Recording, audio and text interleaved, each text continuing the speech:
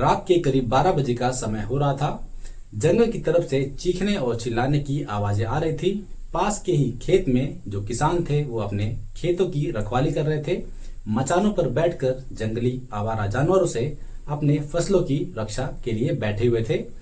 इसी बीच जंगल की तरफ से जो आवाज आ रही थी, लगभग 5 से 7 मिनट तक चीखने चिल्लाने की आवाजें आती हैं।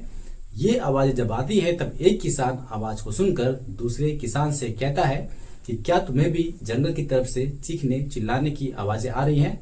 वो कहता है कि हाँ, मुझे भी आवाज आ रही है। दोनों एक दूसरे से कहते हैं चलो चलकर देखा जाए कि आखिरकार आवाज कहाँ से आ रही है, माजरा क्या है। दोनों उतरते हैं और जंगल की तरफ जाने के लिए निकलते हैं। जैसे ही कुछ दूर पहुंचते हैं, जंगल की तरफ से डरावनी सी आवाज आने लगती है। कुछ अलग सी आवाज आती है, जिस आवाज को सुनकर ये डर जाते हैं और वहीं पर दोनों रुक जाते हैं और कहते हैं कि हमें नहीं जाना चाहिए। हो सकता है ये कोई भ्रम है, कोई जाल है, कोई भूत या प्रेत हो सकता है। वो दोनों वहीं से वापस लौट आते हैं। फिर जब सुबह होती है, सुबह होने के बाद जब ये इस आवाज की सच्चाई को जानते हैं, जब इन्हें मालूम पड़ता है, तब इनके होश उड़ जाते हैं। चलिए दोस्तों, जानते हैं कि आखिरकार वो आवाज जंगल से किसकी आ रही थी। इस कहानी में पूरे विस्तार से जानेंगे। दोस्तों, आज की जो कहानी मैं आपको सुनाया जा रहा हूँ, ये कहानी है झारखंड राज्य की। झारखंड राज्य का एक जिला लगता है पलामू। पलामू का ही एक थाना लगता है हुसैनाबाद। हुसैनाबाद के ही एक गांव की ये घटना है। 13-14 नवंबर की रात लगभग 2 बजे का समय हो रहा था। गांव का ही एक घर था जिसमें सुनील रहता था। सुनील के घर के बाहर खटखटाने की आवाज आती है। कुछ देर बीतते हैं, लगभग 5 से 7 मिनट बीतते हैं। लगातार खटखटाए जाने की आवाजें आने लगती है और गांव में लाइट नहीं होती है, चारों तरफ अंधेरा होता है। राहुल की नींद अचानक से खुल जाती है। आवाज सुनने के बाद वो उठता है। उठने के बाद वो टॉर्च लेकर आता है और दरवाजा खोलता है। दरवाजा खोलने के बाद वो सामने देखने की कोशिश करता है कि आखिरकार सामने कौन खड़ा है। जैसे ही वो टॉर्च को आगे लगाता है, वो देखकर घबरा जाता है क्योंकि सामने एक महिला खड़ी थी। वो महिला पूरी तरह से निर्वस्त्र थी। उसके शरीर पर एक भी कपड़ा नहीं था। उसके बाल जो थे वो बिखरे हुए थे। उसका चेहरा दिख नहीं रहा था। उसे लगता है कि कोई चुड़ैल है और वो चुड़ैल समझकर तुरंत दरवाजा बंद करता है और भागकर अपने घर में जाता है। कमरे में जाकर वो सभी को इस बारे में बताता है कि बाहर ऐसा ऐसा उसने देखा है, बाहर एक चुड़ैल है। कुछ देर बाद फिर से दरवाजे को लगातार खटखटाया जाता है। घर के सभी लोग खिड़की की तरफ आते हैं और खिड़की की तरफ आकर बाहर की तरफ देखते हैं। वो महिला को जो चुड़ैल की तरह दिख रही थी और जोर जोर से चिल्लाना शुरू करते हैं। इनके चिल्लाने की आवाज सुनकर आस पड़ोस के जो लोग होते हैं वो आ जाते हैं बाहर। और बाहर आने के बाद सभी लोग डंडे और हाथ में टॉर्च लेकर, हाथ में लाठी लेकर आते हैं। उन्हें लग रहा था कि हो सकता है कि शायद गांव में डाकू, चोर या लुटेरे तो नहीं आ गए हैं। इस तरह से लोग आते हैं और जैसे ही आकर सामने आते हैं, इस महिला को देखकर वहीं पर रुक जाते हैं। वो सामने एक महिला को देखते हैं जो पूरी तरह से नग्न अवस्था में थी, जिसके शरीर पर एक भी कपड़ा नहीं होता है। वो लोग उससे पूछते हैं कि आखिरकार तुम कौन हो, कहाँ से आई हो। उसका चेहरा पूरी तरह से ढका हुआ था बालों से। उसके बाल पूरी तरह से बिखरे हुए थे। वो कुछ नहीं बोलती है। पास में खड़ी कुछ महिलाएं उससे पूछती हैं कि आखिरकार तुम हो कौन, कहाँ से आई हो। फिर वो जाकर मालूम पड़ता है कि वो जो थी गीता देवी थी, जो पास के ही गांव की रहने वाली थी। ये सब जानने के बाद जो महिलाएं थी पास में खड़ी हुई, वो उसका मुंह, उसका चेहरा साफ करती है, उसके शरीर पर कुछ कपड़े डालती हैं। फिर उसकी जो सास थी, उसकी सास को ये सूचना पहुंचाई जाती है कि तुम्हारी जो बहू है वो पास के ही गांव में है और सुनील के घर का दरवाजा खटखटा रही थी और वो इस अवस्था में यहाँ पर पड़ी थी। ये मालूम पड़ने के बाद उसकी सास जो होती है गीता देवी की, वो उस जगह पर आती है।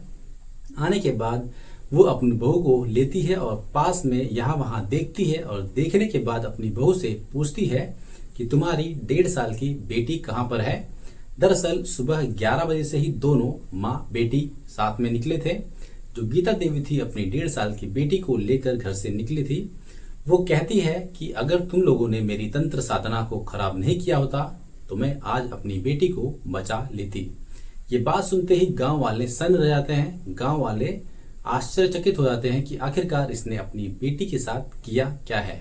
कुछ समय में गांव वालों को समझ में आ जाता है कि जो बच्ची की रोने की आवाज आ रही थी, दरअसल वो इसी के बच्ची की रोने की आवाज थी।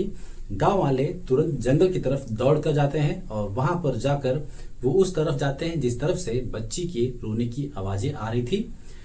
सभी लोग उस जगह को ढूंढते हैं जहां पर तंत्र मंत्र किया गया था, जहां पर वो बच्ची रही होगी, ऐसी जगह को ढूंढते हैं। लेकिन रात के 2 बजे से ये सारी चीजें शुरू होती हैं और सुबह हो जाती है, लेकिन फिर भी उस जगह का कोई अता पता नहीं चलता और न ही उस बच्ची का कोई पता चलता है। धीरे धीरे लोग यहाँ वहां ढूंढते हैं और ढूंढते ढूंढते ये बात पूरे गांव में फैलती है। पूरे गांव में जब बात फैलती है, ये बात उन किसानों तक भी फैलती है जो खेतों में थे। और जब ये बात किसानों को मालूम पड़ती है, किसान तुरंत समझ जाते हैं कि माजरा जो था वो यही था। पूरे गांव वालों के साथ वो उस जगह पर पहुंचते हैं जहां से ये रोने की आवाजें आ रही थी, बच्चे के चिल्लाने की और चीखने की आवाजें आ रही थी। पूरे गांव वालों को लेकर वो पहुंचते हैं उस जगह पर। जब वो लोग उस जगह पर पहुंचते हैं, वहां पर उनके सामने तंत्र मंत्र के सारे सामान पड़े हुए थे। सिंदूर होता है, वहां पर शीशा होता है, वहां पर नींबू होता है और चाकू भी होता है। इस तरह से सारी चीजें पड़ी हुई थी, सभी चीजें पड़ी हुई थी, लेकिन वहां पर कहीं पर भी उन्हें बच्ची नहीं दिखाई देती है। कुछ जगह पर वो देखते हैं, कुछ दूरी पर वहां पर खून के कुछ धब्बे उन्हें दिखाई देते हैं।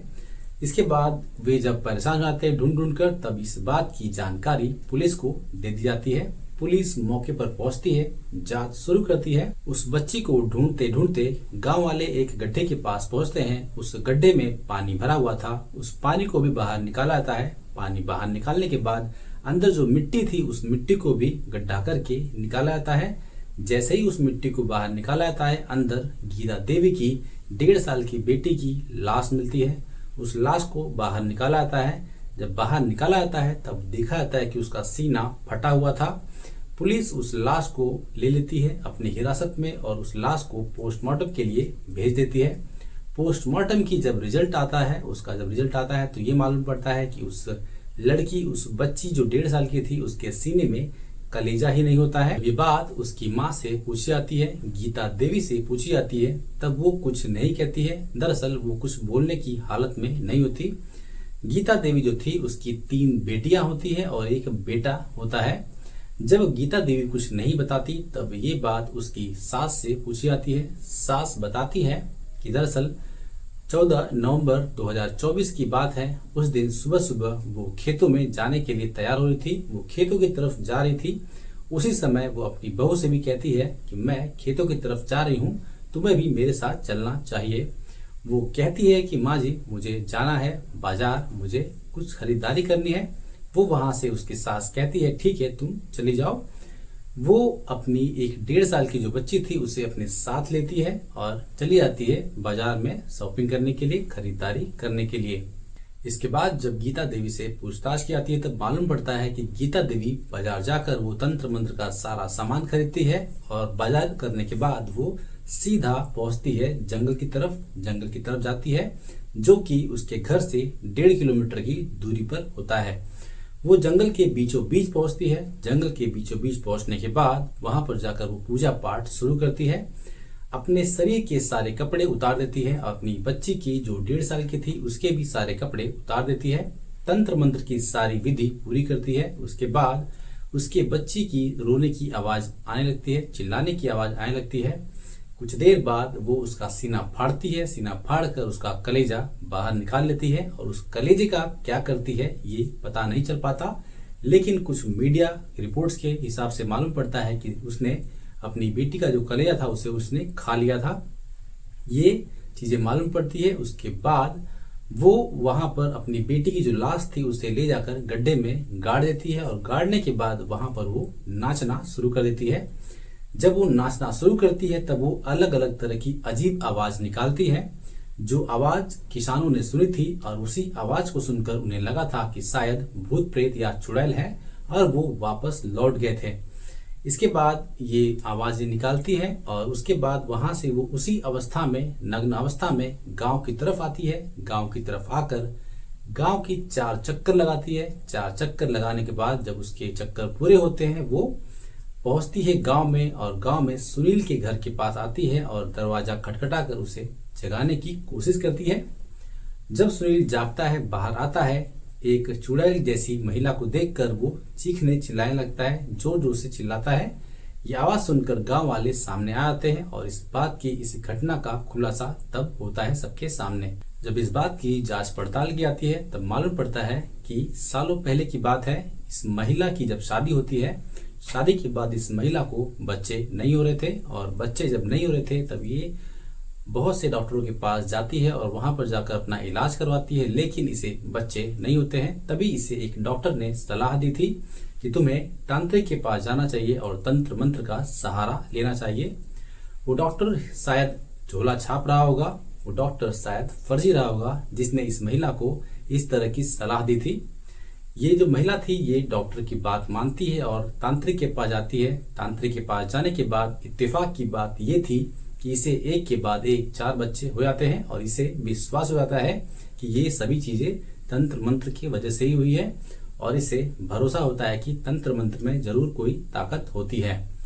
ये महिला बिहार के रहने वाले एक तांत्रिक के संपर्क में आती है और उससे सिद्धि प्राप्त करने के लिए कुछ उपाय लेती है और उस उपाय के हिसाब से ये प्लान करती है और प्लान करके अपनी ही बेटी का सीना फाड़कर उसका कलेजा बाहर निकाल लेती है। उस कलेजे का ये करती क्या है मालूम नहीं पड़ता, लेकिन मीडिया के हिसाब से इसने अपनी बेटी का कलेजा खा लिया था। ये कहती है कि अगर सुनील चिल्लाया नहीं होता और तो मैं अपनी बेटी को अगली रात को बचा लेती, उसे जिंदा कर लेती थी। इसे ये इस बात का वहम था क्योंकि इसे तंत्र मंत्र पर भरोसा था। जब पुलिस ये बात सुनती है, इस बात को सुनने के बाद पुलिस दंग रह जाती है। पुलिस एक टीम बनाती है और टीम बनाकर आसपास के सभी गांव में जाती है और सभी को जागरूक करती है कि तंत्र मंत्र ये सभी अंधविश्वास है, ढकोसला है, भ्रम है, इस तरह की कोई चीज नहीं होती है और तंत्र मंत्र करने से इस तरह की कोई भी सिद्धि नहीं मिलती है। लोगों को इस बारे में जागरूक करती है ताकि इस तरह की घटना कोई दोबारा से न हो जाए। पुलिस गीता देवी को गिरफ्तार करती है, जेल भेज देती है और ये पता लगाने की कोशिश करती है कि आखिरकार इसके साथ कौन कौन इस घटना में शामिल था, किसने किसने इसकी मदद की थी। और साथ ही पुलिस इस बात की भी जांच करती है कि इस चीज को करने के लिए किस तांत्रिक ने इसे बताया था और किस तांत्रिक के बहकावे में आकर गीता देवी ने अपनी ही बेटी जो कि 1.5 साल की थी उसकी हत्या कर दी थी। इस कहानी को सुनाने का उद्देश्य यही है कि आप लोग जागरूक हो जाएं कि तंत्र मंत्र से कोई सिद्धि मिल जाती है, ये भ्रम की बातें हैं। इसी वजह से न जाने कितने बच्चों की, न जाने कितने इंसानों की बलि दी जा चुकी है, लेकिन किसी को आज तक सिद्धि नहीं मिली है। अगर तंत्र मंत्र से सिद्धि मिल जाती तो न जाने लोग क्या क्या इस चीज से प्राप्त कर लेते, न जाने क्या क्या चीजें लोग जमा कर लेते अपने पास। दोस्तों ये थी आज की कहानी। आज की कहानी आपको कैसी लगी इसके बारे में अपनी राय कमेंट में जरूर दें और इस तरह की वीडियो को देखने के लिए चैनल को सब्सक्राइब करें, वीडियो को लाइक करें। Thank you very much.